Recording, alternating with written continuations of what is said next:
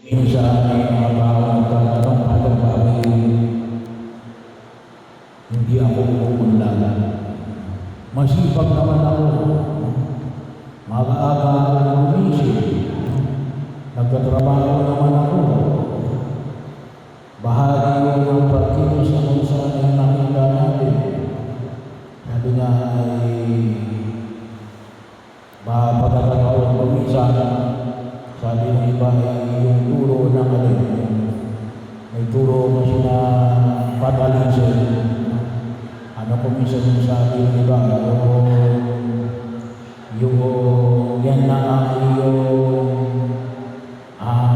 patutunguhan, yan na yung pupuntahan.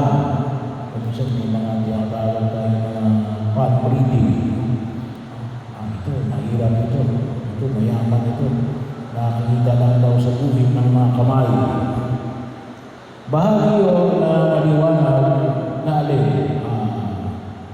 Sana makita natin na alin. Nais ng Diyos na tayo ay lumago, mamunga ng sadhana. Anong sabi nga? Siksik, liglig, at umapaw. Marami yung daan tungo sa pamumuna. Pero ayaw mo natin na bigyan natin ng pag-inilay, ayaw mo muna sa paanyayan ng ating mga pagbasa, lalo na po sa ating Ebanghelyo na inanong mula kay San Lucas. Sa unang pagbasa, sa aklat ni Propeta sila, sa sulat ng San Pablo sa mga taga-Korinto. Una, ay ano sabi na rito? Tayo ay hindi pwedeng maging ulam. Kinakailangan na tayo ay hindi magpahakay sa ulam. Kinakailangan tayo maging ulam. Pasensya na kayo kung ako nag-o-opinion, ako nakapili. Pero hindi ko sabihin, kinakailangan maging ulam tayo sa pagpili sa dito. Kinakailangan natin mag-aral, matuto. At sana po, kung tayo ng taong sa tingin natin ay siyang gagabay sa atin sa pagpili sa daigdig na ito. Kaya mayroon tayong mga modelo, mayroon tayong mga guro, mayroon tayong mga santo at santa. Kaya may mga santo at santa, ito yung pwedeng pagkunan ko ng halimbawa. Ito yung pwede ko maging modelo sa pagtahan sa daigdig na ito. Na ito yung pwede makatulong sa akin para umunlad ako. Kaya bahagi yun, kung pinakailangan natin mag-aral, lalong-lalo na ngayong panahon na ito, patuloy na tayo kinakailangan mag-aral. Kinakailangan natin magpagabay tayo. Magpagabay tayo at saka makakuha tayo na siyang mag-aakay sa atin, na magkaroon tayo ng sapat na kamulakan. Depende sa pinakahan natin landas ng pagkilos sa daigdig na ito. Bahagi yun, paanyaya ko ito, sabi ko dapat din tayo, ay bahagi din ng ating apostolate na kung tayo naghahanap ng mentor, dapat naghahanap din tayo ng apprentice. Yung pwedeng maging maturuan natin.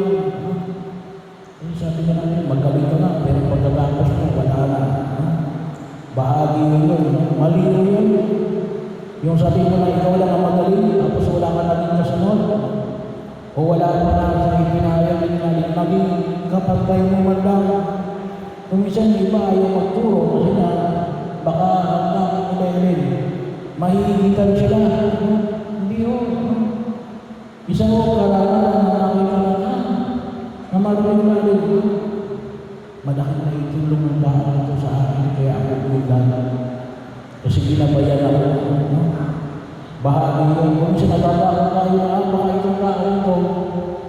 sikat pa ako, mas yumaman pa sa akin. Eh dapat na matuwa kayo kapag ang tinulungan nyo, mas yumaman sa inyo, mas maging banal sa inyo. Ibig sabihin, kayo ay naging mula na taga-akay. At alin, yung kinakaya nyo ay natuto sa inyo. Mahalaga ko yun na makita ko natin. Hindi mo pwede kayo lang magaling. Kung talaga kayo magaling, dapat maraming tao ang tumataan sa labas at tinatahan at masabing na naturuan ako ng tao niya. Ginabayan ako ng tao niya. Pangalawa, ang tinitingnan mo ng puting ngayong kapatid. Agad tayo mahilig. Mamula ng ating kapwa-tao. Magsabi na kung ano yung masama sa ating kapitbahay. Iwasan natin ang pamumula. Hindi mo makatulong sa atin yan. Kung kapag ang ginawa nyo, wala na kayong ginawa, kundi umaga sa mga ginagawa mo itong sa mga anong sabi mo dito? Sabi mo dito, alisin mo muna ang dahilan ng iyong mata. Bahagi mo yun. Kung minsan, nagbibigay tayo ng solusyon sa problema ng iba. Bahagi yun. Kahapon, ang medyo nanonood mo ng balita. Tinanong si President Trump, anong masasabi mo tungkol sa election sa Germany? Anong sabi ni President Trump? Sabi niya, we have our own problems. Good luck na lang daw sa kanila. May problema tayo. Huwag yung ubusin ang inyong oras sa problema ng kapitbahay ninyo. No? Bahagi yun. Lalo-lalo na kapag walang tayo magagawa sa mga problema ng mga tao sa paligid natin. Tingnan natin yung yung sarili natin katatayuan. No? Bahagi yun. Iwasan natin ang pangmula. Magbigay tayo ng solusyon. Ano yung may bibigay natin ng solusyon para tayo munda? Kahapon ay nabanggit lang din naman ni Bishop. Kasi nag-isa po si Bishop kayo sa sulig. No? At ang sabi niya ay, well, sabi niya ay medyo na uunahin tayo ng ibang bayan. Ang isa din natin yung wala naman tayo ng hospital. Pagkakataon na makita natin. May basiyan ka naman. Pagkakataon. Ang pagkakataon na pwede natin bigyan ng diin na kinakailangan natin na paularin yung ating sariling bayan. Pero ito yung aming nagpapalarin ng problema. Huwag natin pakialaman na ito yung problema ng iba na kututusin. Eh wala naman tayong magagawa. Tingnan natin kung anong magagawa natin sa atin. No? Sabi nga rin kayo, alisin natin ang dahilan sa ating mga mata. Sabi nga, we have our own problems. Yun ang bigyan natin ng higit ng lakas at panahon na kung tutusin ay kinakailangan natin bigyan ng solusyon. Pangatlo, mabuting punong kahoy. Bakit ka mamuha ng mabuting bunga? Kasi mabuti ka. Kasi mabuti ka. Ang binanggit ulit sa uling bahagi ay kung ano ang tukang bibig, siyang laman ng bibig. Bahagi yun na kung saan ang pinaalala sa atin. No, kaya nga sinasabi ng simbahan na huwag kayong magmumura. pagmumura. Bakit?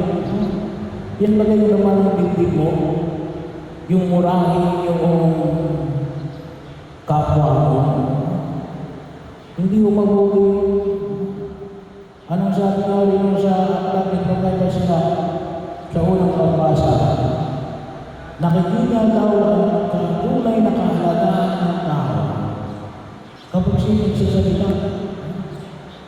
Ano yung naman? Ano yung bukang bibig natin? Ano yung bukang bibig natin? Kaundaran, kaayusan, o kasiraan? Bahagi mo. Kaya baka hindi kaya nalulungan ng sakana kasi na ang binibigyan natin ng pansin na yun, yung pantaan at kakulangan. Hanapin natin ang ating kahalagahan. At ano yung hindi na kahalagahan natin? Binigyan pa siya ng kalawang pagbasa sa sulat na sa talo sa mga nagkakaroon. Ano yun? Ay mga anak ng Diyos. At tayo niligtas ng Jesus. Kaya sinabihan na matay ko na buhay para rin. Magkamit tayo ng kaligtasan. Magkamit tayo ng kaayusan. Tayo ay mamunga ng sagana. Siksik, liglig, at umahaw. At yung ginawa yung mga kaya napakalaga, yung binigay sa aking ilang mga kutyada, tayo mga anak ng Diyos. Tayo mga anak ng Diyos. Kapag nagtong ako sa mga ladies at sa mga Domingo. Sabi ko, ang pinagnilayan namin ay ang mga Israelita bilang mga pilgrims, mga pilgrims na kung saan na kapag sila ay